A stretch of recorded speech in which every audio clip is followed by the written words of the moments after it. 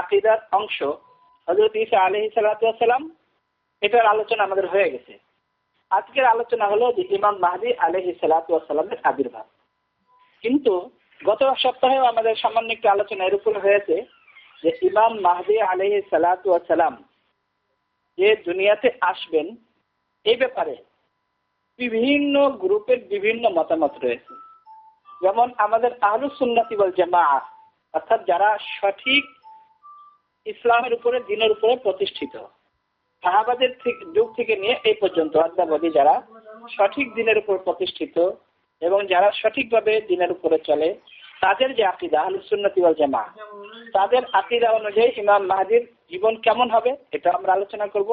আর গত সপ্তাহে আমরা আলোচনা করেছিলাম যে শিয়াদেরও আকীদা যে ইমাম মাহদী আসবেন, কিন্তু তাদের যে ইমাম মাহদী এবং তাদের যে আকীদা, তার সাথে আমাদের আহলুস সুন্নাত ওয়াল জামাতের যে ইমাম মাহদী, তাদের এবং আমাদের আকীদা ভিন্ন। তারা ভিন্ন মত পোষণ করে। তারা ইমাম মাহদী সম্পর্কে যে মন্তব্য করে, এর উপরে আজকে আমাদের আলোচনা। এরপর কাদিয়ানীর সাথেও সামান্য একটু আমরা পর্যালোচনা করব যে ইমাম মাহদী আলাইহিস সালাতু ওয়াস সালামের জীবনের সাথে মির্জা গোলাম আহমদ কাদিয়ানীর জীবনের সাথে কোনো রকমের কোনো মিল নাই। জন্ম থেকে নিয়ে মৃত্যু পর্যন্ত কোনো রকমের কোনো মিল নেই। শিয়াদের আকীদা হলো, গত সপ্তাহে আমরা সামান্য আলোচনা করেছিলাম, তাদের ইমাম হলো, আকীদা হলো যে 12 জন ইমাম যাদের উপরে শিয়াদের আকীদা প্রতিষ্ঠিত, বিশ্বাস। আমাদের যেমন নবীদের উপরে আমাদের ঈমান, শিয়ারা এরকম 12 জন ইমামের উপরে তাদের ঈমান, এবং তারা এই 12 জন ইমামকে সমস্ত নবীদের থেকে ঊর্ধ্বে মনে করে। এবং সর্বশেষ ইমাম তাদের হলো ইমাম মাহদী। এবং তাদের এটা আকীদা যে আম্বিয়ায়ে কেরাম যেমন মাসুম, এটা পরিভাষার শব্দ, আরবিতে মাসুম বলা হয়। যে আম্বিয়ায়ে কেরামকে আল্লাহ তাআলা যেহেতু নিজে মনোনীত করেছেন, এই জন্য আম্বিয়ায়ে কেরাম নিষ্পাপ, সমস্ত আম্বিয়ায়ে কেরাম। এটা আমাদের আহলুস সুন্নাতি ওয়াল জামাতের আকীদা, বিশ্বাস যে আম্বিয়ায়ে কেরাম গুনাহ থেকে পবিত্র। কিন্তু শিয়াদের আকীদা হলো যে আমাদের যে 12 জন ইমাম, মানে শিয়াদের এই 12 জন ইমামও সমস্ত গুনাহ থেকে নিষ্পাপ। এটা তাদের আকীদা। এবং তাদের আকীদার এটাও একটা অংশ যে অন্যান্য নবীর যেমন মর্যাদা, এই ইমামদের মর্যাদা তার থেকেও ঊর্ধ্বে, এবং রাসূলুল্লাহ সাল্লাল্লাহু আলাইহি ওয়াসাল্লামের সমান এই 12 জন ইমামের আকীদা। এবং শিয়াদের আকীদা হলো যে ওই 12 জন ইমামের কারণেই দুনিয়া প্রতিষ্ঠিত। ওই ইমাম যদি না থাকে, এক সেকেন্ডের জন্য যদি না থাকে, তাহলে দুনিয়া ধ্বংস হয়ে যাবে। এটা তাদের আকীদা। আর ওই 12 জন ইমাম ছাড়া যদি কেউ নবীদের পরে, অর্থাৎ রাসূলুল্লাহ সাল্লাল্লাহু আলাইহি ওয়াসাল্লামের পরে ওই 12 জন ইমাম ছাড়া যদি কেউ দুনিয়াতে শাসন করে, চাই যেই হোক, হযরত আবু বকর রাদিয়াল্লাহু তাআলা আনহু হোক, হযরত ওমর রাদিয়াল্লাহু তাআলা আনহু হোক, হযরত ওসমান রাদিয়াল্লাহু তাআলা আনহু হোক, বা পরবর্তীতে যে সমস্ত সাহাবায়ে কেরাম বা তাবেঈন, তবে তাবেঈন, এমনকি আজ পর্যন্ত যতই ন্যায়পরায়ণ হোক এবং যতই আল্লাহর ওলি হোক, যদি কেউ রাষ্ট্র ক্ষমতায় অধিষ্ঠিত হয় এবং রাষ্ট্র পরিচালনা করে, তাহলে সে অবশ্যই অবশ্যই জালিম, অত্যাচারী। যেহেতু ইমাম ছাড়া আর কেউ রাজত্ব চালাতে পারে না, এটা হলো শিয়াদের আকীদা। এই জন্য হযরত আবু বকর রাদিয়াল্লাহু তাআলা আনহু, হযরত ওমর রাদিয়াল্লাহু তাআলা আনহু, হযরত ওসমান রাদিয়াল্লাহু তাআলা আনহু এবং অন্যান্য সাহাবায়ে কেরাম, গত সপ্তাহে আমরা বলেছি যে 5 জন সাহাবায়ে কেরামকে ছাড়া সমস্ত সাহাবায়ে কেরামকে শিয়াদের আকীদা হলো যে তারা মুনাফিক এবং সমস্ত সাহাবায়ে কেরাম কাফের। নাউযুবিল্লাহি মিন যালিক।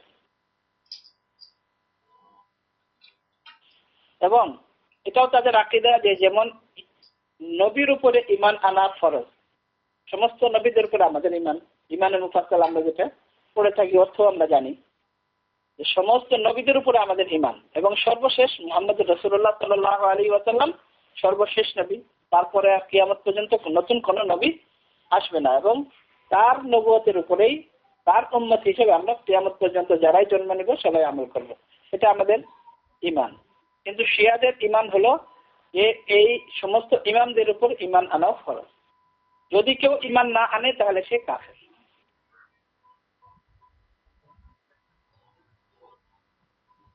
এবং এই সমস্ত ইমামদেরকে যদি কেউ মাসুম নিষ্পাপ মনে না করে এবং তাদের উপরে ঈমান না আনে তাহলে সে কোনোদিন জান্নাতে যেতে পারবে না, অবশ্যই জাহান্নামে যাবে।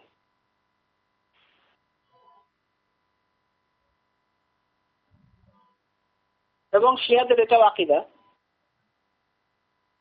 যে রাসূলুল্লাহ সাল্লাল্লাহু আলাইহি ওয়াসাল্লামের পরে এই যে 12 জন ইমাম, তাদেরকে আল্লাহ তাআলা নিজে নির্বাচন করেছেন এবং তাদের নাম আল্লাহ তাআলা পরিষ্কার বলে দিয়েছেন যে তাদের নাম কি কি। এই জন্যই শিয়াদের আকীদার অংশ এটা যে বর্তমান যে কোরআন, এই কোরআন সঠিক কোরআন নয়। সঠিক কোরআনের মধ্যে আল্লাহ তাআলা ওই 12 ইমামের নাম পরিষ্কারভাবে লিখে দিয়েছেন। এবং শিয়াদের এটাও আকীদা যে হযরত উসমান রাদিয়াল্লাহু তাআলা আনহু, আমাদের আকীদা হলো আহলুস সুন্নাত ওয়াল জামাতের যে কোরআনে কারীম যেহেতু বিভিন্ন জায়গায় ছড়ানো ছিটানো, আর কোন সময় কাগজের উপর, কোন সময় চামড়ার উপরে, হাড্ডির উপরে লেখা ছিল, আর সাহাবায়ে কেরাম যারা ছিলেন তারা তো যতটুকু কোরআন শিখতেন ততটুকু মুখস্থ করতেন। এই জন্য কোরআন অরক্ষিত হওয়ার কোনো সন্দেহই নেই, শুরু থেকে সংরক্ষিত। যেহেতু সাহাবায়ে কেরাম যতটুকু শিখতেন ততটুকু মুখস্থ করতেন, তারপরেও লিখিত বিভিন্ন জায়গায় ছিল, যার কারণে নতুন নতুন যখন ইসলাম বিভিন্ন জায়গায় ছড়িয়ে পড়ে, যেমন হযরত ওমর রাদিয়াল্লাহু তাআলা আনহুর সময় ইরান পর্যন্ত, হযরত ওসমান রাদিয়াল্লাহু তাআলা আনহুর সময় ভারতবর্ষ পর্যন্ত ইসলাম যখন ছড়িয়ে যায়, তখন যারা নন আরব তাদের জন্য আরবি ভাষা অনেক কঠিন হয়ে যায়। তো কোরআন মুখস্থ করা তাদের জন্য কষ্টকর হয়ে যায়। তখন দরকার ছিল তাদের কোরআন পড়ার জন্য এরকম কোরআন যেটা এখন ছাপানো। হযরত ওসমান রাদিয়াল্লাহু তাআলা আনহু সমস্ত কোরআনে কারীম যেগুলো সাহাবায়ে কেরামের কাছে ছিল ওই সবগুলো একত্র করে এই বর্তমানে আমাদের যে কোরআন, এই জন্য এটাকে মুসহাফে উসমানী বলা হয়। হযরত ওসমান রাদিয়াল্লাহু তাআলা আনহু একত্রিত করে ঘোষণা দিয়ে দিতেন যে এই কোরআনই সবাই পড়বে, এটা সবার জন্য সহজ। এই জন্য তার কারণ বিভিন্ন লেখার স্টাইল আছে, খাত্তে কুফি, খাত্তে রুকা, খাত্তে নাস্তালিক, বিভিন্ন লেখার স্টাইল আছে। ওই বিভিন্ন স্টাইলের কারণে কোনটার মধ্যে নুকতাই নাই, যে জবরদস্ত দূরের কথা, নুকতাও নেই। এবং খাত্তে কুফির ভিতরে নুকতাও পাবেন না আপনি। এই জন্য পড়া অনেক কঠিন, যার কারণে হযরত ওসমান রাদিয়াল্লাহু তাআলা আনহু বর্তমানে যে কোরআন এটা সবার জন্য আম করে দেন এবং সরকারিভাবে ঘোষণা দিয়ে দেন যে এই কোরআনই সবাই পড়বে। শিয়ারা বলে যে হযরত ওসমান রাদিয়াল্লাহু তাআলা আনহু আসল যে কোরআন ছিল সেই কোরআনের কিছু অংশ তো হযরত ওসমান রাদিয়াল্লাহু তাআলা আনহু ছাগল খেয়ে ফেলেছে, আর যেটুকু আছে তার মধ্যে থেকে অনেক জায়গায় ওসমান রাদিয়াল্লাহু তাআলা আনহু যেখানে যেখানে ওই ইমামদের নাম ছিল এবং আহলে বাইত অর্থাৎ হুজুর সাল্লাল্লাহু আলাইহি ওয়াসাল্লামের ফ্যামিলির লোকদের নাম ছিল এবং বিশেষ বিশেষ হুকুম ছিল, সেগুলোকে হযরত ওসমান রাদিয়াল্লাহু তাআলা আনহু মিটিয়ে ফেলেছেন। উদাহরণ হিসেবে যেমন আল্লাহ তাআলা কোরআনে কারীমে বলেছেন ফাআল্লামা আদামাল আসমাআ কুল্লাহা সুম্মা আরাদাহুম আলাল মালায়েকা ওয়াআল্লামা আদামাল আসমাআ কুল্লাহা। এবং আল্লাহ তাআলা আদম আলাইহিস সালাতু ওয়াস সালামকে সমস্ত জিনিসের নাম শিখিয়েছেন। তারপর ওই সমস্ত জিনিসের নামগুলো ফেরেশতাদের সামনে আল্লাহ তাআলা তুলে ধরেছেন। এখানে সবচেয়ে উল্লেখযোগ্য বিষয় হলো যে দুনিয়াতে যত জিনিসপত্র আমরা দেখি, আসমাআ কুল্লাহা সমস্ত নাম, এর দ্বারা বোঝা যায় যে হযরত আদম আলাইহিস সালাতু ওয়াস সালামের সৃষ্টির আগেই আল্লাহ তাআলা এই সমস্ত জিনিসকে সৃষ্টি করেছেন। সমস্ত জিনিসকে সৃষ্টি করার পরে হযরত আদম আলাইহিস সালামকে সৃষ্টি করেছেন। যদি এই সমস্ত জিনিসকে সৃষ্টি না করে থাকেন তাহলে কিভাবে আল্লাহ তাআলা আল্লামা আদমাল আসমাআ কুল্লাহা, যে আদম আলাইহিস সালামকে সমস্ত নাম শিখিয়েছেন, অবশ্যই সমস্ত জিনিসকে আল্লাহ তাআলা আগে সৃষ্টি করেছেন। শিয়ারা বলে যে আল্লামা আদমাল আসমাআ কুল্লাহা, এরপরে কোরআন শরীফে ছিল আলী ওয়া ফাতিমা ওয়াল হাসান ওয়াল হুসাইন, এরপরে 12 ইমামের নাম সব ছিল। ফামাহা উসমান, হযরত উসমান রাদিয়াল্লাহু তাআলা আনহু ওই নামগুলো কোরআন থেকে মিটিয়ে দিয়েছেন। এটা হলো শিয়াদের আকীদা। যার কারণে এই যে কোরআন, এটা সঠিক কোরআন শিয়াদের কাছে না।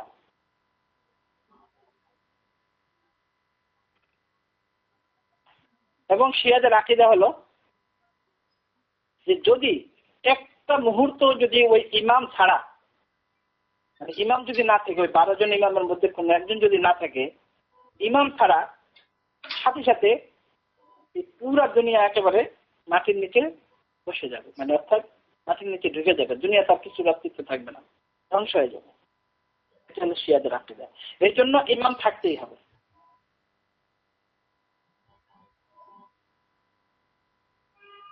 এবং নবীদের উপরে যেভাবে ওয়াহী নাজিল হয়, ওই সমস্ত ইমামদের উপরেও ওয়াহী নাজিল হয়। এবং শুধু নবীদের মতোই নয়, সমস্ত জিনিসের এলেম, কি হয়েছে কি হবে কিয়ামত পর্যন্ত, এর এলেম শুধু আল্লাহ তাআলার কাছে। গায়েবের এলেম শুধু আল্লাহ তাআলার কাছে, এছাড়া কেউ জানে না, কোন নবীও জানে না। এটাই আমাদের আকীদা।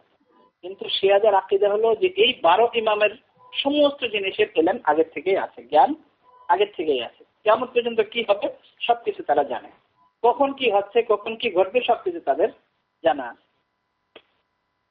এবং শুধু তাই নয়, পূর্বে যে সমস্ত কিতাব নাজিল হয়েছে, তাওরাত, জবুর, ইনজিল, বিভিন্ন সাহিফা, আদম আলাইহিস সালাম, সুহফি ইব্রাহিম ওয়া মূসা, কোরআন শরীফে আছে মূসা আলাইহিস সালামের উপরে, ইব্রাহিম আলাইহিস সালামের উপরে, আদম আলাইহিস সালামের উপরে যে সমস্ত সাহিফা নাজিল হয়েছে, সাহিফা মানে ছোট ছোট কিতাব, ওই সবগুলোর এলেম তাদের কাছে আছে, ইমামদের কাছে আছে, সবকিছু তাদের এলিমেন্ট ভিতরে।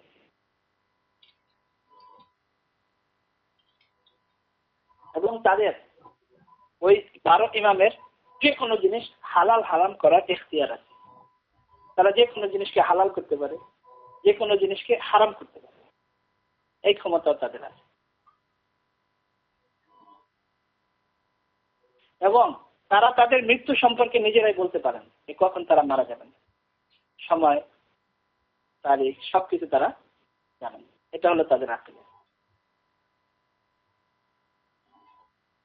এবং আমাদের যেরকম মৌলিক আকীদা, যেমন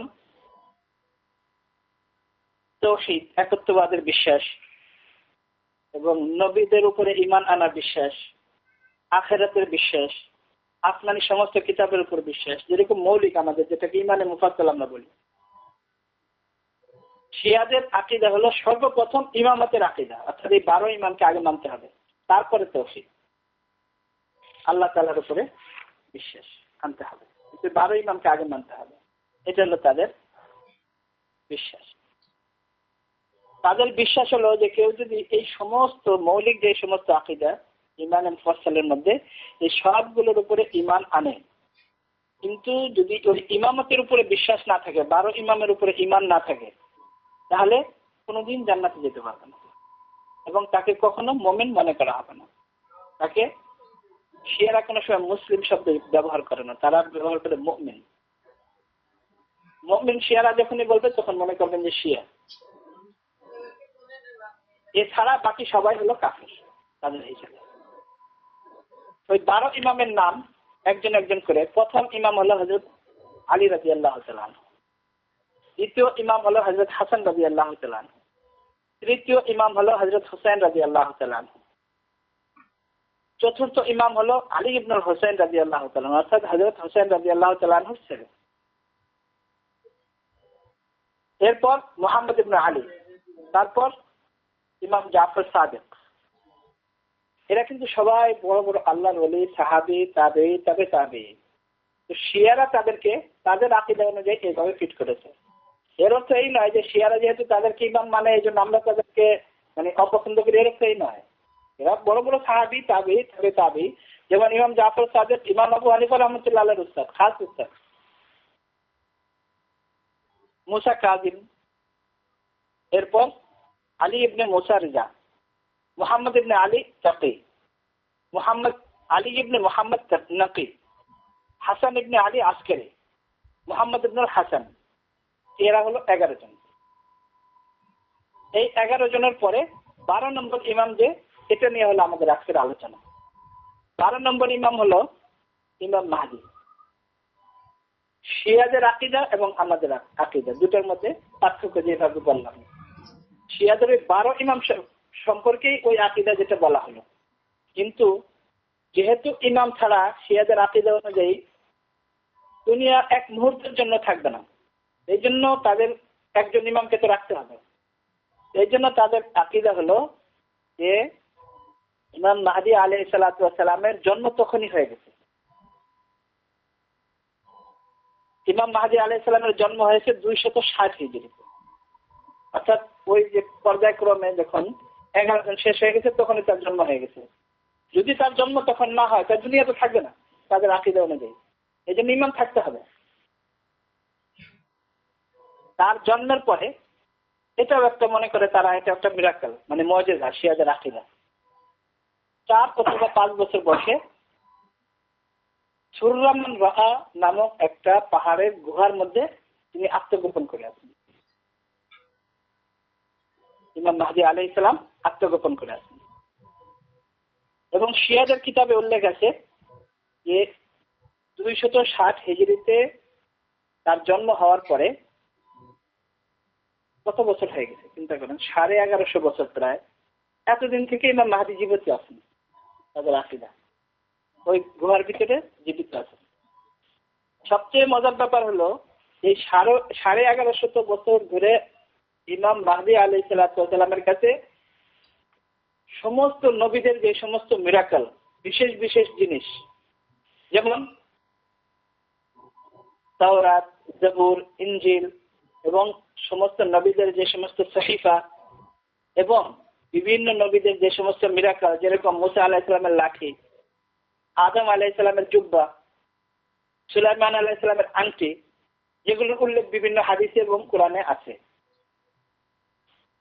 হযরত ফাতিমা রাদিয়াল্লাহু তাআলা আনহার যে কোরআনে কারীম, যেটা হযরত ফাতিমা তিলাওয়াত করতেন, সেই কোরআনে কারীম এবং কোরআনে কারীমের আসল যেই কপি, এটা সম্পর্কে গত সপ্তাহে আমরা আলোচনা করেছিলাম যে হযরত আলী রাদিয়াল্লাহু তাআলা আনহু হযরত হুজুর সাল্লাল্লাহু আলাইহি ওয়াসাল্লামের দুনিয়া থেকে বিদায় নেওয়ার পরে হযরত আবু বকর সিদ্দিক রাদিয়াল্লাহু তাআলা আনহু যখন মুসলমানদের আমিরুল মুমিনিন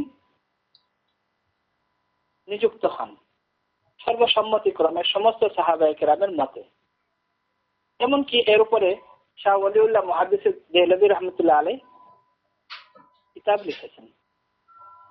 হাফেজ সিয়ুতি রহমাতুল্লাহ আলাইহি এর উপরে কিতাব লিখেছেন, অনেক মোটা কিতাব, যদি খোলাফায়ে রাশিদিনের উপরে, এবং বিভিন্নভাবে প্রমাণ করেছেন এবং বিভিন্ন হাদিসের দ্বারা, মুসলিম শরীফের হাদিস, বিভিন্ন বুখারী, মুসলিম এবং বিভিন্ন গ্রহণযোগ্য যে সমস্ত অথেন্টিক হাদিস, ওই সমস্ত হাদিসের দ্বারা প্রমাণ করেছেন যে হুজুর সাল্লাল্লাহু আলাইহি ওয়াসাল্লামের পরে হযরত আবু বকর রাদিয়াল্লাহু তাআলা আনহুই প্রথম খলিফা। অনেকগুলো উদাহরণ দিয়েছেন, যেমন হুজুর সাল্লাল্লাহু আলাইহি ওয়াসাল্লাম যখন, একটা ছিল হুজুর সাল্লাল্লাহু আলাইহি ওয়াসাল্লামের বাণী, আরেকটা হলো প্র্যাকটিক্যালি হুজুর দেখিয়েছেন। উদাহরণ হিসাবে এক একটা শুধু আমি পেশ করি। মুসলিম শরীফের হাদিস, রাসূলুল্লাহ সাল্লাল্লাহু আলাইহি ওয়াসাল্লাম বলেছেন, ইক্তাদাউ বিল্লাযীনি মিন বাদি আবী বকর ওয়া উমর, তোমরা ইক্তেদা করো, অনুসরণ করো, মিন বাদি আমার পরে, আবী বকর ওয়া উমর, আবু বকর এবং ওমরকে অনুসরণ করো। এই হাদিসের দ্বারা পরিষ্কার বোঝা যায় যে আমার পরে কাকে তোমরা ফলো করবে। মুসলিম শরীফের হাদিস। আমি উদাহরণ হিসেবে শুধু একটা তুলে দেব। হাফেজ সৈয়দী রহমতুল্লাহ আলাইহ 2 ভলিউম কিতাব লিখেছেন এরকম। হযরত ইমাম দেহলভী রহমতুল্লাহ আলাইহ, শাহ ওলিউল্লাহ মুহাদ্দিস দেহলভী রহমতুল্লাহ আলাইহ অনেক মোটা কিতাব লিখেছেন এরকম। প্র্যাকটিক্যালি হুজুর সাল্লাল্লাহু আলাইহি ওয়াসাল্লাম দেখিয়েছেন যে আমার পরে হযরত আবু বকরই হবে খলিফা। বুখারী শরীফের রিওয়ায়াত, অনেক লম্বা, আমি সংক্ষেপে শুধু পেশ করছি। হুজুর সাল্লাল্লাহু আলাইহি ওয়াসাল্লাম শেষ সময় যখন একেবারে অসুস্থ, সমস্ত সাহাবায়ে কেরাম অপেক্ষায় নামাজের টাইম, হুজুর সাল্লাল্লাহু আলাইহি ওয়াসাল্লাম হযরত আয়েশা সিদ্দিকা রাদিয়াল্লাহু তাআলা আনহাকে বলেন, মুরু আবু বকর আন ইউসাল্লি বিন নাস। আয়েশা, আবু বকরকে বলো সে যেন সমস্ত মানুষকে নিয়ে নামাজ পড়ে ফেলে। একটা তো হলো হুজুর সাল্লাল্লাহু আলাইহি ওয়াসাল্লাম বিভিন্ন সময় বলেছেন, আর এটা একেবারে প্র্যাকটিক্যালি হুজুর সাল্লাল্লাহু আলাইহি ওয়াসাল্লাম সবসময় নামাজ পড়েছেন।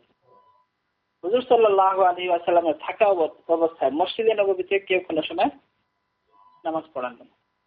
প্রথম ব্যক্তি যে হুজুর সাল্লাল্লাহু আলাইহি ওয়াসাল্লাম জীবিত অসুস্থ, হুজুর সাল্লাল্লাহু আলাইহি ওয়াসাল্লামের জীবদ্দশায় থাকা অবস্থায় হযরত আবু বকর রাদিয়াল্লাহু তাআলা নামাজ পড়িয়েছেন। শুধু তাই নয়, হুজুরের আদেশে হযরত আয়েশা রাদিয়াল্লাহু তাআলা খামোশ, চুপ। হযরত আয়েশা রাদিয়াল্লাহু তাআলা এটা চান না যে আমার মুখ দিয়ে বের হয়। একবার, দুইবার, তিনবার বলার পরে হযরত হাফসা রাদিয়াল্লাহু তাআলা আনহা, হযরত ওমর রাদিয়াল্লাহু তাআলা আনহুর মেয়ে, হুজুর সাল্লাল্লাহু আলাইহি ওয়াসাল্লামের স্ত্রী, আমাদের মা উম্মাহাতুল মুমিনিন একজন, বলেন যে আয়েশা তুমি বলো না। হুজুর বারবার বলেন। হযরত আয়েশা রাদিয়াল্লাহু তাআলা আনহার অবস্থা হযরত হাফসা বুঝে গেছেন। হযরত হাফসা বলেন, তখন ঘোষণা দেন যে হুজুর সাল্লাল্লাহু আলাইহি ওয়াসাল্লাম বলেছেন হযরত আবু বকর রাদিয়াল্লাহু তাআলা আনহুকে নামাজ পড়ানো। মানে হযরত আয়েশা রাদিয়াল্লাহু তাআলা আনহা যে অমান্য করেছেন তা না, যেহেতু হযরত আয়েশা হযরত আবু বকর রাদিয়াল্লাহু তাআলা আনহুর মেয়ে, এটার জন্য কেউ না মনে করে যে হযরত আয়েশা রাদিয়াল্লাহু তাআলা আনহা এইভাবে হুজুরের দ্বারা বলাইছেন, এমন যেন কেউ না মনে করতে পারে।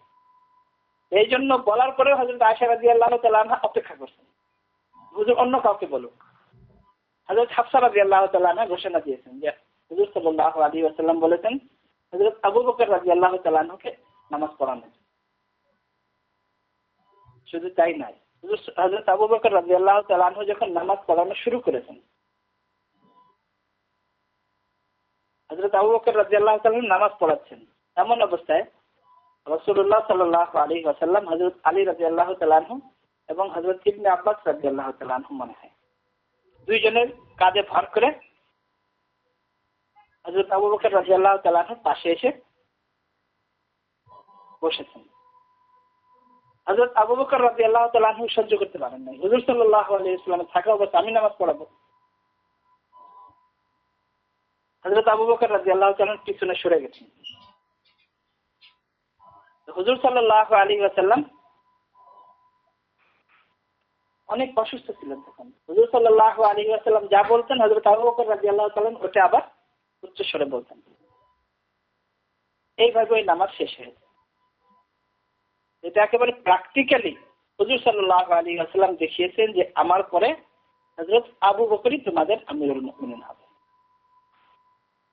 এরপরে হুজুর সাল্লাল্লাহু আলাইহি ওয়াসাল্লামের ইন্তেকালের পরে যে অবস্থা সাহাবাদের মধ্যে বিরাজ করছিল, অনেক লম্বা হিস্টোরি। কি অবস্থা ছিল? হযরত ওমর রাদিয়াল্লাহু তাআলা আনহুর মতো বাহাদুর, এত বড় সাহসী লোক, এমন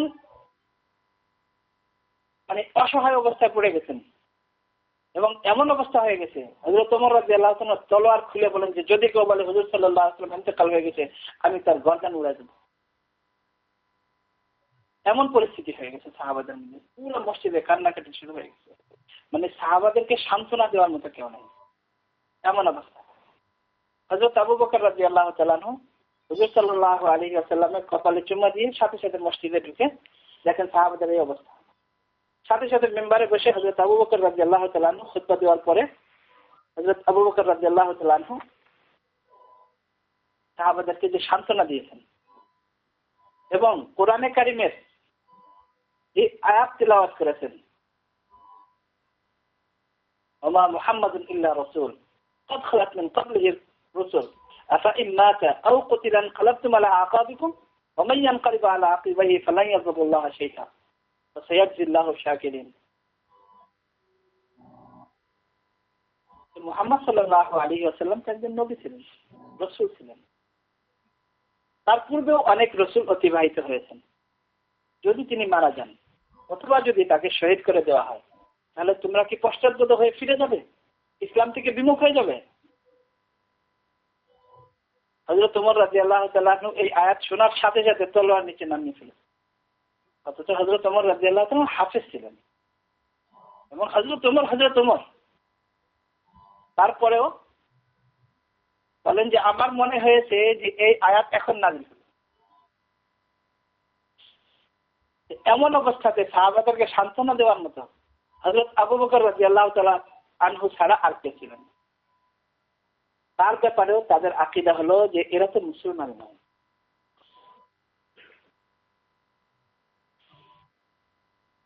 এরপরে শিয়াদের আকীদা অনুযায়ী এরপরে আমরা বলবো যে ইমাম মাহদী রাদিয়াল্লাহু তাআলা আনহু তার নাম হবে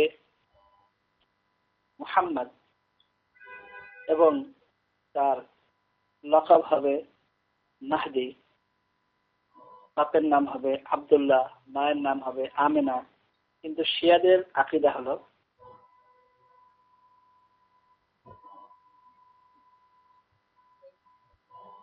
ইমাম মাহদী রাদিয়াল্লাহু তাআলা আনহুর নাম হবে মুহাম্মদ এবং তার আব্বার নাম হবে হাসান শিয়াদের আকীদা অনুযায়ী, এবং তার মায়ের নাম হবে মুলাইকা।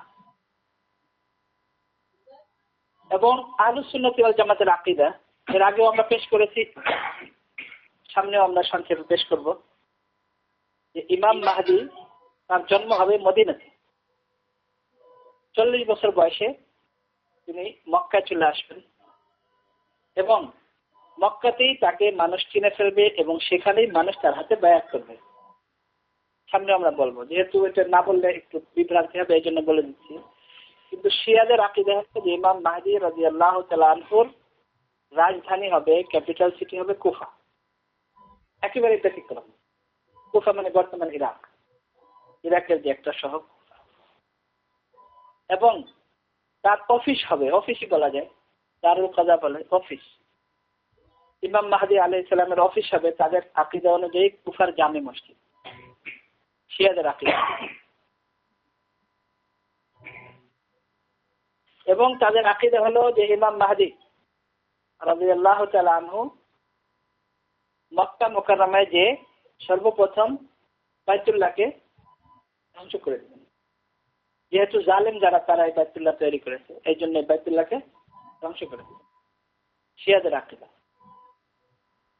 এই জন্য ধ্বংস করবেন যে হযরত ইব্রাহিম আলাইহিস সালাম যেভাবে বানিয়েছিলেন ওইভাবে বাইতুল্লাহ এখন নাই, এই জন্য ধ্বংস করে দিবেন। তার কারণ যারাই পরবর্তীতে বানিয়েছে তারা সবাই অত্যাচারী, জালেম এবং সবাই মুনাফিক। এই জন্য বাইতুল্লাহকে এভাবে ইমাম মাহদী রাখতে দিবেন না, নাউযুবিল্লাহ মিন যালিক। এরপর শিয়াদের আকীদা হলো যে ইমাম মাহদীর হাতে সর্বপ্রথম রাসূলুল্লাহ সাল্লাল্লাহু আলাইহি ওয়াসাল্লাম জীবিত হয়ে ইমাম মাহদীর হাতে বায়াত করবেন এবং হযরত আলী রাদিয়াল্লাহু তাআলা আনহু তারপরে জীবিত হয়ে তার হাতে বায়াত করবেন।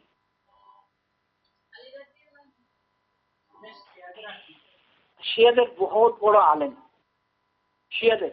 বড় আলেম মোল্লা বাকের মজলিসি, সে তার কিতাব হাক্কুল ইয়াকিন কিতাবের নাম, সেই কিতাবে হযরত আবু বকর রাদিয়াল্লাহু তাআলা আনহু এবং হযরত ওমর রাদিয়াল্লাহু তাআলা আনহু সম্পর্কে লিখেছে যে তাদের উপরে ইমাম মাহদী কি অত্যাচার করবেন, কিভাবে তাদের শাস্তি দিবেন।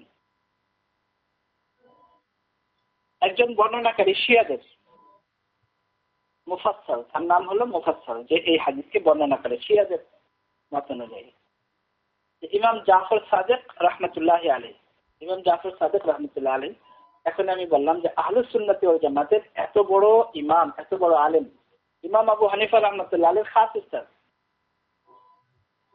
তার বরাত দিয়ে কি বর্ণনা করে শুনলে অবাক লাগে। মুফাসসাল বলে, ইমাম জাফর সাদিক রাহমাতুল্লাহ আলাইহি বলেন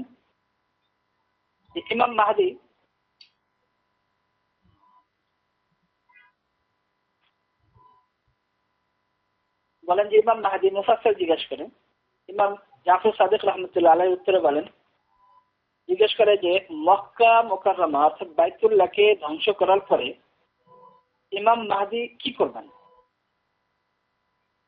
উত্তরে ইমাম জাফর সাদিক রাহমাতুল্লাহ আলাইহি মুফাসসালকে বলেন যে এরপরে আমার নানার শহরে, ইমাম জাফর সাদিক রাহমাতুল্লাহ আলাইহি হুজুর সাল্লাল্লাহু আলাইহি ওয়াসাল্লামের বংশের, যে আমার নানার শহরে অর্থাৎ মদিনা মুনাওয়ারাতে প্রবেশ করবেন। মদিনা মুনাওয়ারাতে প্রবেশ করার পরে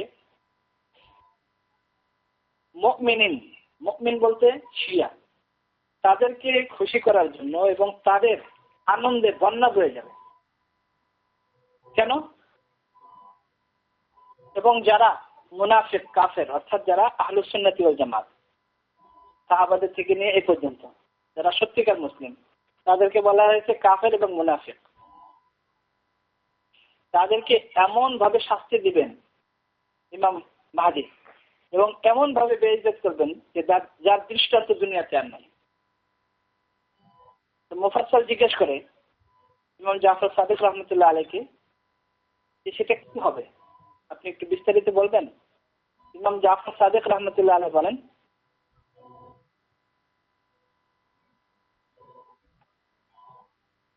যে ইমাম মাহদি আলাইহিস সালাতু ওয়াস সালাম রাসূলুল্লাহ সাল্লাল্লাহু আলাইহি ওয়াসাল্লামের কবরের কাছে যাবেন। রওজা আকসাসের কাছে গিয়ে মানুষের কাছে জিজ্ঞেস করবেন যে তোমরা সবাই বলো যে এই কবর কি আমার নানা অর্থাৎ রাসূলুল্লাহ সাল্লাল্লাহু আলাইহি ওয়াসাল্লামের কবর? তো সবাই বলবে হ্যাঁ, এটা রাসূলুল্লাহ সাল্লাল্লাহু আলাইহি ওয়াসাল্লামের কবর। ইমাম মাহদি তো আগে থেকেই জানেন, মানে তাদের ভাষ্য অনুযায়ী ইমাম মাহদি আলাইহিস সালাম সে তো সবকিছু আগে থেকেই জানেন। মানে তাদের বিশ্বাস হলো যে 12 ইমাম সবকিছু দুনিয়া কবে কি হবে না হবে সবকিছু এলেম আগে থেকে গায়েবের এলেম রাখে, অর্থাৎ আল্লাহ তাআলা যা জানেন সেও তাই জানে। তো সেই হিসাবে জানে, কিন্তু তারপরেও যেহেতু দৃষ্টান্তমূলক সাক্ষী দিবে এই জন্য মানুষকে জিজ্ঞেস করবে যে তোমরা কি জানো যে এই কবর কার? আমার নানা হুজুর সাল্লাল্লাহু আলাইহি ওয়াসাল্লামের নাকি? তখন মানুষ উত্তর দেবে হ্যাঁ, হুজুর সাল্লাল্লাহু আলাইহি ওয়াসাল্লাম। উত্তর দেওয়ার পরে জিজ্ঞেস করবেন, ইমাম মাহদি জিজ্ঞেস করবেন যে এই পাশে এই দুটি কবর কার? তখন সবাই উত্তর দিবে যে এই দুটি কবর হলো যে হুজুর সাল্লাল্লাহু আলাইহি ওয়াসাল্লামের আপনার নানার খাস বিশেষ ভাবে যে দুইজন সাহাবী তাদের দুইজনের। এবং এরা দুজন হলেন রাসূলুল্লাহ সাল্লাল্লাহু আলাইহি ওয়াসাল্লামের পরাপর খলিফা এবং হযরত আয়েশা এবং হযরত হাফসার বাপ, অর্থাৎ হযরত আবু বকর রাদিয়াল্লাহু তাআলা, হযরত আয়েশা রাদিয়াল্লাহু তাআলা আনহার বাপ, হযরত হাফসা রাদিয়াল্লাহু তাআলা আনহার বাপ হযরত ওমর রাদিয়াল্লাহু তাআলা আনহু। তখন ইমাম মাহদি আলাইহিস সালাম জিজ্ঞেস করবেন যে এমন কোন ব্যক্তি কি আছে যে যার এই ব্যাপারে দ্বিমত আছে যে এই কবর দুটি কার? তখন সবাই বলবে যে না, কারো দ্বিমত নেই, সবাই এই ব্যাপারে একমত যে কবর দুটি এদের দুজনেরই।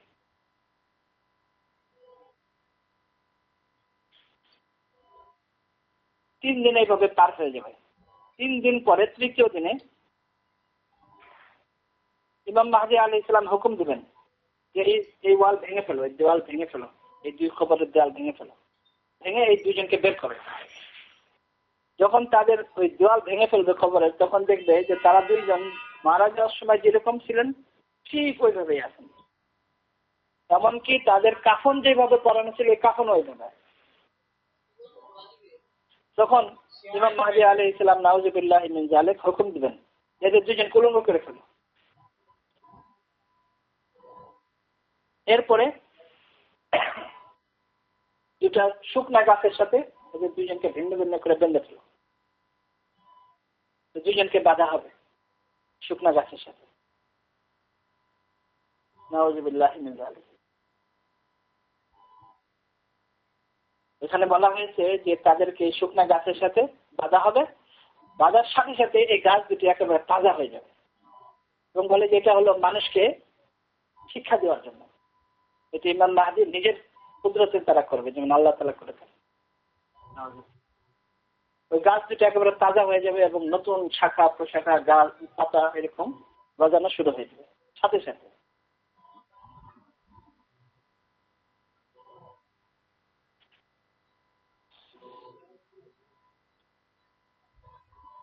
তখন যারা এদের উপরে বিশ্বাস রাখে, অর্থাৎ শিয়াদের আকীদা অনুযায়ী মুনাফিক এবং কাফের যারা, নাউযুবিল্লাহি মিন যালিক, যারা তাদের সাথে ভালোবাসা রাখে, মহব্বত রাখে, তারা তখন বলবে যে এটা তো এদের মকবুলিয়তের একটা সাইন, একটা আলামত, যে আল্লাহ তাআলার কাছে কত মকবুল, এটা তারা বলবে। এবং তারা বলবে আর কি, মুনাফিক এবং যারা কাফের, মানে তাদের আকীদা অনুযায়ী যারা সঠিক মুসলমান, তারা বলবে যে এরা যে একেবারে নিশ্চিত জান্নাতবাসী, এর মধ্যে কারো কোনো দ্বিধাদ্বন্দ্ব নেই। যখন এই খবর চতুর্দিকে ছড়িয়ে পড়বে যে এরকম শুকনা গাছ আবার তাজা হয়ে গেছে, এরকম পাতাই হয়ে গেছে, তখন দূর দূর থেকে মানুষ দেখার জন্য আসবে। নাউযুবিল্লাহি মিন যালিক। তাদেরকে উলঙ্গ অবস্থায় বাঁধা। নাউযুবিল্লাহি। তখন ইমাম মাহদী আলাইহিস সালামের পক্ষ থেকে ঘোষণা দেওয়া হবে যে যারা এদের সাথে মহব্বত রাখে, ভালোবাসা রাখে, তারা একদিকে হয়ে যাবে, আর যারা এদের সাথে মহব্বত না রাখে দুজনের সাথে, তারা একদিকে হয়ে যাবে, তখন ভিন্ন ভিন্ন হয়ে যাবে। যারা এদের দুজনের উপরে লানত করে, অভিশাপ দেয় সবসময়, অর্থাৎ শিয়া, তারা একদিকে হয়ে যায়, আর যারা তাদের হিসেবে মুনাফিক এবং কাফের, অর্থাৎ যারা সঠিক মুসলমান, আহলুস সুন্নাতি ওয়াল জামাত, তারা একদিকে হয়ে যায়। যখন হয়ে যাবে তখন ইমাম মাহদী আলাইহিস সালাম বলবেন তাদেরকে, যারা সঠিক মুসলিম, মানে তাদের হিসেবে যারা মুনাফিক কাফের, তাদেরকে বলবেন যে তোমরা এদের দুইজনকে খারাপ বলো, গালি দাও, অভিশাপ করো। তারা বলবে এটা কি করে হয়, আমরা তাদেরকে অভিশাপ করবো, এটা তো হইতেই পারে না। এরা যে আল্লাহ তাআলার প্রিয় বান্দা, এটা তো আমরা আগে শুধু এমনি বিশ্বাস করতাম, এখন তো আমরা সচক্ষে দেখলাম, এখন তো আমাদের একদিন আরো বেশি হয়ে গেছে, এটা কোনোদিন হতে পারে না। বরং আমরা আপনার উপর অভিশাপ দিচ্ছি, এটা তারা বলবে তাদের শিয়াদের আকীদা অনুযায়ী। তখন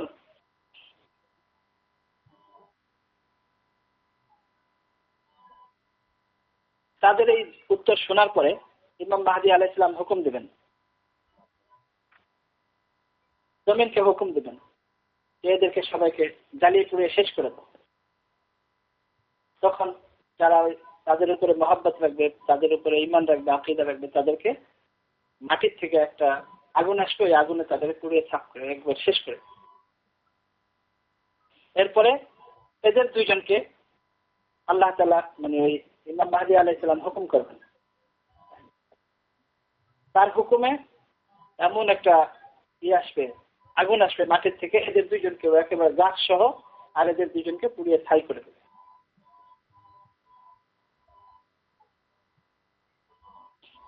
এরপরে ইমাম মাহদী আলাইহিস সালাম তাদেরকে আবার হুকুম করবেন জিন্দা করার জন্য। আল্লাহ তাআলার সব দায়িত্ব ইমাম মাহদী নিজে নিয়ে নেবেন, হুকুম করবেন, দুইজন আবার জিন্দা হয়ে যাবে। জিন্দা হয়ে গেলে তাদেরকে আবার ওই গাছের থেকে আবার তাদেরকে নামানো হবে। নামানো হলে তারপরে ইমাম মাহদী তাদের দুইজনকে জিন্দা করবেন। জিন্দা করার পরে ইমাম মাহদী আলাইহিস সালাম তাদেরকে জিজ্ঞেস করবেন যে এই পর্যন্ত, অর্থাৎ হযরত আলী রাদিয়াল্লাহু তাআলা আনহু থেকে শুরু করে হুজুর সাল্লাল্লাহু আলাইহি ওয়াসাল্লামের বংশের যত লোকের উপর অত্যাচার হয়েছে, হযরত হাসান রাদিয়াল্লাহু তাআলা আনহুকে বিষ দিয়ে মারা হয়েছে, হযরত হুসাইন রাদিয়াল্লাহু তাআলা আনহুকে সমস্ত ফ্যামিলি সহ কারবালাতে শহীদ করা হয়েছে। এরপরে হযরত আদম আলাইহিস সালাম থেকে নিয়ে এই পর্যন্ত যত জুলুম হয়েছে, যত চুরি, ডাকাতি, জিনা, ব্যভিচার, অন্যায় যা কিছু হয়েছে এই সব কিছু তাদেরকে বলা হবে যে এই সব কিছু তোমরা স্বীকার করো কিনা দুজনে। যারা দুজন সব স্বীকার করবে, হ্যাঁ এগুলো সব আমাদের কারণে। এই দুজন যখন স্বীকার করবে তখন এবং তাদের জিজ্ঞাসা করা হবে যে হযরত আলী রাদিয়াল্লাহু তাআলার উপর জুলুম করা হয়েছে, তার জুলুম করে তোমরা দুজনে এরকম ক্ষমতা জবরদস্তি করে নিয়ে নিছো, এগুলি সব তারা দুজন স্বীকার করবে। তখন ইমাম মাহদী আলাইহিস সালাম সমস্ত মানুষকে হুকুম দিবে, যেমন যত মানুষ মারা গেছে সবাইকে হুকুম দিবে, সমস্ত মানুষ তখন জিন্দা হয়ে যাবে। মানে আল্লাহ তাআলার কোনো দায়িত্ব নেই, ইমাম মাহদীর সব দায়িত্ব। সমস্ত মানুষ জিন্দা হয়ে যাবে, তখন সমস্ত মানুষকে আদম আলাইহিস সালাম থেকে নিয়ে পর্যন্ত সবাইকে বলা হবে যে তোমরা এই যে চুরি ডাকাতি জিনা যা কিছু জুলুম অত্যাচার এগুলো তোমরা এর থেকে বদলা নিয়ে নাও দুজনের কাছে।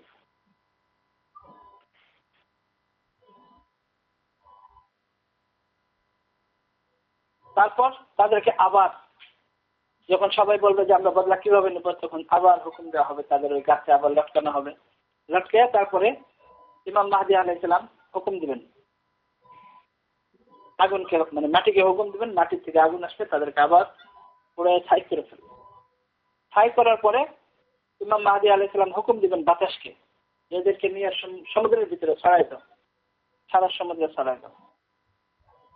এরপর মুফাসসাল ওই যে বর্ণনাকারী যে তাদের আকীদা অনুযায়ী সেই ইমাম জাফর সাদেক রাহমাতুল্লাহ আলাইহিকে জিজ্ঞেস করবে যে এই যে তাদের শাস্তি দেওয়া হলো এটা কি তাদের শেষ শাস্তি নাকি এরপরে আরো কোনো শাস্তি হবে?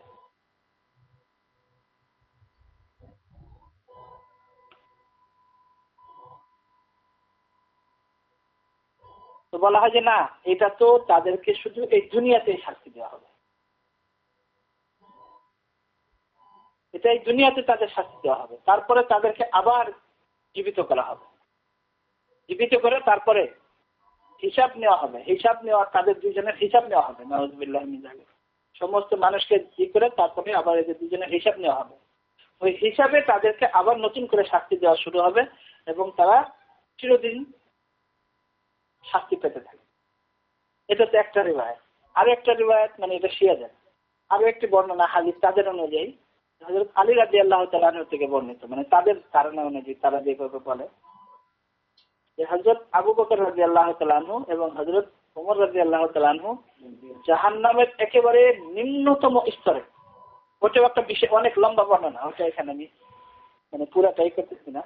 শয়তানের বরাত দিয়ে যে একদিন হযরত আলী রাদিয়াল্লাহু তাআলা আনহুর সাথে কুফার এক জায়গায় এক বাজারে শয়তানের সাথে সাক্ষাৎ হয় হযরত আলী রাদিয়াল্লাহু তাআলা আনহু। তাদের হাদিস শিয়াদের। সাক্ষাৎ হলে হযরত আলী রাদিয়াল্লাহু তাআলা আনহু শয়তানকে জিজ্ঞেস করেন হযরত ওমর এবং হযরত আবু বকর রাদিয়াল্লাহু তাআলা আনহুর সম্পর্কে। তো শয়তান কি মানে কিভাবে তাদের শাস্তি, কোথায় তাদের জাহান্নামে জায়গা হবে, কি হবে এই ব্যাপারে শয়তান হযরত আলী রাদিয়াল্লাহু তাআলা আনহুকে বিস্তারিত জানিয়েছেন। এরকম একটা না, বহু হাদিস মানে তাদের হিসাবে তারা বিভিন্ন জায়গায় বর্ণনা করে। এখন দেখার বিষয় হলো ইমাম মাহদী আলাইহিস সালাতু ওয়াস সালাম দুনিয়াতে আসবেন কুফর, শিরক, বিদআত, অন্যায়, ব্যভিচার এগুলোকে বন্ধ করার জন্য। আর শিয়াদের আকীদা হলো যে ইমাম মাহদী আলাইহিস সালাতু আসবেন শুধু সুন্নি যারা সত্যিকার অর্থে মুসলমান তাদেরকে শাস্তি দেওয়ার জন্য। তার মধ্যে উল্লেখযোগ্য সবচেয়ে হুজুর সাল্লাল্লাহু আলাইহি ওয়াসাল্লাম বলেছেন যে সমস্ত আম্বিয়াদের পরে সর্বপ্রথম সর্বোত্তম ব্যক্তি হযরত আবু বকর রাদিয়াল্লাহু তাআলা, যার জন্য জান্নাতের 8 দরজা খোলা থাকবে। হযরত আবু বকর রাদিয়াল্লাহু তাআলা হুজুর সাল্লাল্লাহু আলাইহি ওয়াসাল্লামের হাদিস। তার ব্যাপারে শিয়াদের আকীদা হলো এই।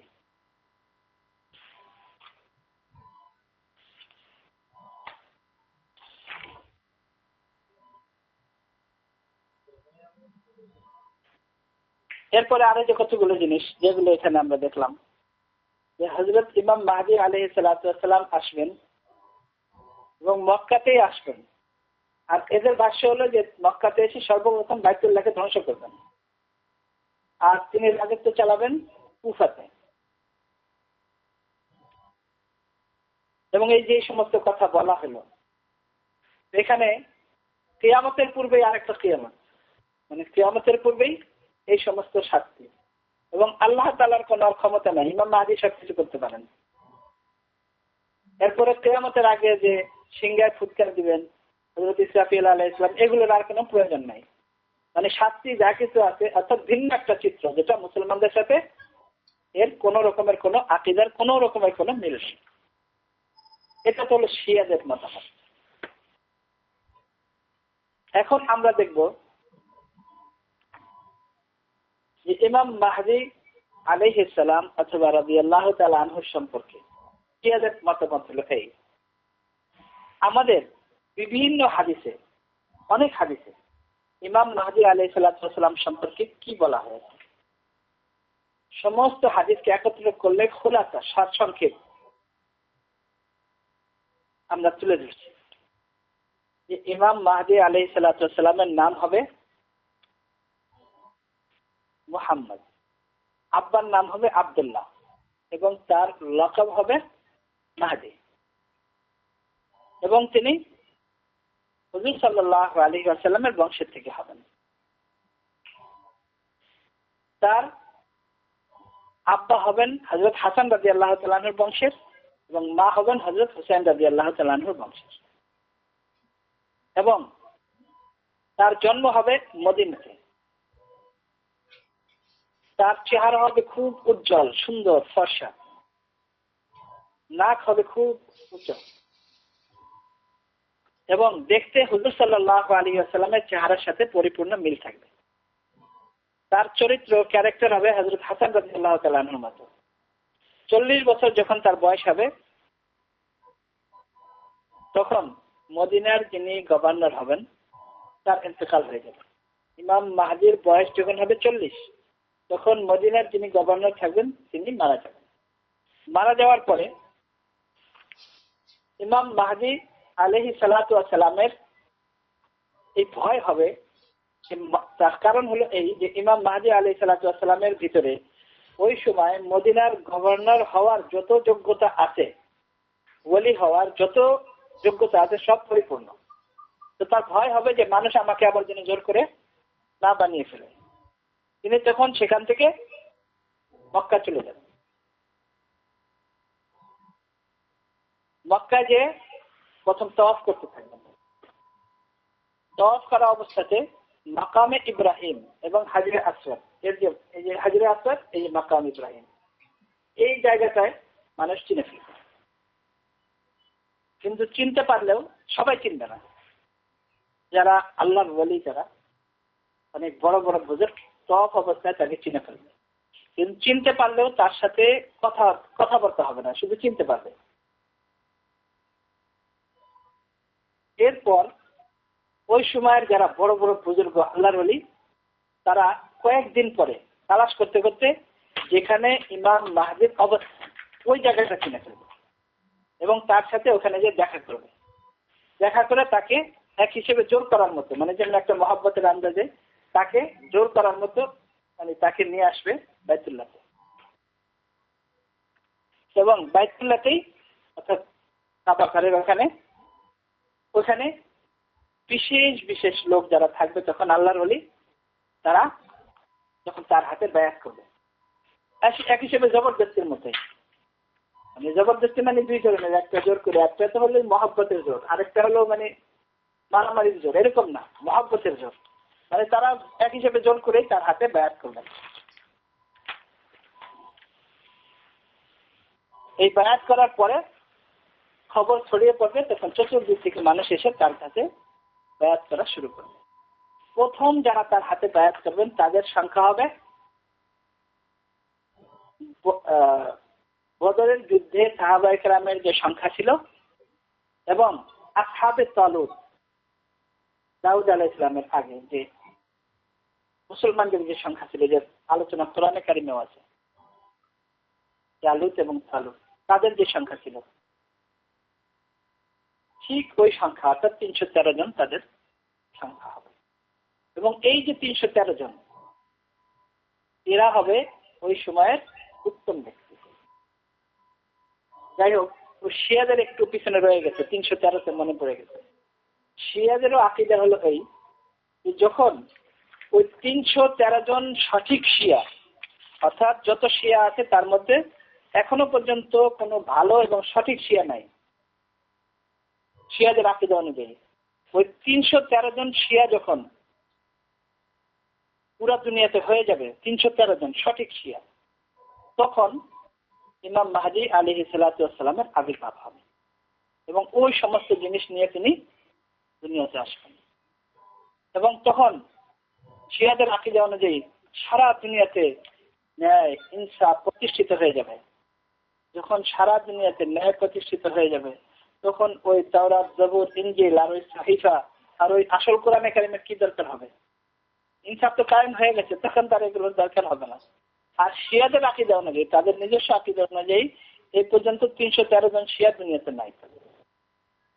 যাই হোক, আমাদের আহলুস সুন্নাত ওয়াল জামাতের আকীদা যে 313 জন তাদের সংখ্যা হবে যারা সর্বপ্রথম বাইতুল্লাহতে ইমাম মাহদী আলাইহিস সালাতু ওয়াস সালামের হাতে বায়াত করবেন। এরপরে ইনশাআল্লাহ আগামী সপ্তাহে আমরা বাকিটুকু করব। আল্লাহ তাআলা আমাদেরকে সঠিক আকীদার উপরে, সঠিক দ্বীনের উপরে এবং সাহাবায়ে কেরামের মহব্বত, তাবেঈন, তবে তাবেঈন যারা আল্লাহওয়ালা নেক লোক, বুজুর্গানে দিন, তাদের মহব্বত আমাদের অন্তরে আল্লাহ তাআলা পয়দা করে দেন এবং তাদের পদাঙ্ক অনুসরণ করে দুনিয়াতে আমাদের জীবন যাপন করার তৌফিক দান করেন। আখিরু দাওয়ানা আলহামদুলিল্লাহি রাব্বিল আলামিন। যারা আমাদের সাথে ফোনে আছেন তাদেরকে আবার আমরা জানাচ্ছি যে আমাদের মাগরিবের পরেই প্রতি শনিবারে প্রোগ্রাম হবে ইনশাআল্লাহ। আসসালামু আলাইকুম ওয়া রাহমাতুল্লাহি ওয়া বারাকাতুহু।